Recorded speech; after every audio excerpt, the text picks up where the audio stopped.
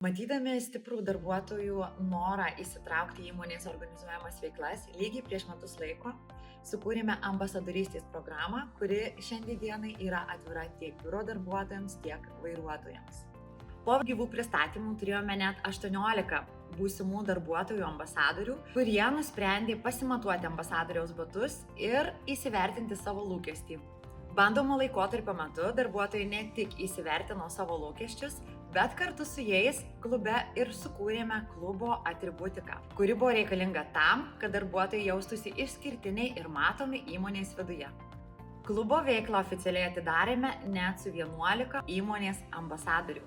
Ir šiandienai klubas turi labai aiškę savo darbotvarkę, kurią kartu kūrėme su visais ambasadoriais klube. Ambasadoriai turi socialiniuose kanaluose savo komunikacinės linijas, kuriuose dalinasi įvairia informacija apie įmonės projektus, socialinės iniciatyvas bei savo ekspertiniais patarimais.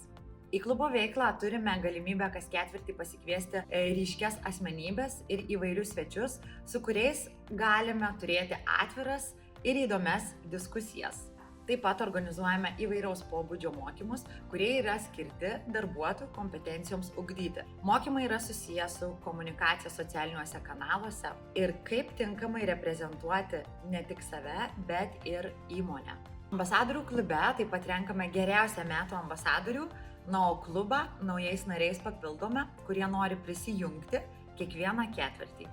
Kalbant apie vairuotojų ambasadorystės kelionę, ją taip pat pradėjome lygiai prieš metus laiko. Tačiau vairuotojų ambasadorystė mūsų įmonė yra gyva ir organiška. Vairuotojų ambasadorystės efektyvumas ir aktyvumas priklauso nuo to, kiek vairuotojai nori ir gali įsitraukti į mūsų organizuojamas įvairias iniciatyvas, tokias kaip vairuotojų gyvenimas iš kabinos, vairuotojų fotografo konkursas, kuriame fiksuoja įsimintinus vilkikų kadrus, bei Go Green vairuotojo video interviu, kuriame vairuotojus kalbiname ir klausime jų, kokius turi patarimus savo kolegoms apie ekonominio vairavimo principus.